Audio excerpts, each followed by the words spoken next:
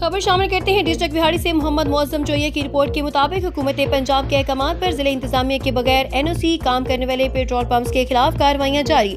बगैर NOC के काम करने वाले 50 पेट्रोल पंप सील। तहसील बिहाड़ी में 11, तहसील मेलसी में 17 और तहसील बुरेवाले में 22 पेट्रोल पंप सील किए गए। पेट्रोल पंप्स के NOC की रोजाना की बुनियाद पर जांच पड़ताल जारी है। पेट्रोल पंप्स मालकान कानूनी तकाजे पूरे करें और किसी भी पेट्रोल पंप को बगैर NOC के काम करने की इजाजत नहीं है। हुकूमत पंजाब बिजनेस के इजाजतनामे के हसूल के लिए आसानियां पैदा कर रही है। ई बिजनेस पंजाब ई-बिज पोर्टल पर आने वाली दरखास्तों पर NOC के इजरा का आगाज हो चुका है। ई बिजनेस पोर्टल पर 50 से ज्यादा कारोबारी के लिए NOC हासिल किया जा सकता है। पेट्रोल पंप मालकान NOC के हसूल के लिए ऑनलाइन अप्लाई कर सकते हैं। कारोबारी हजरात को 15 वर्किंग डेज में NOC दिया जा रहा है। जेड पोर्टल से कारोबारी तबके के लिए वक्त की बचत और अखराजात कम हुए हैं। DC इमरान तौकीर।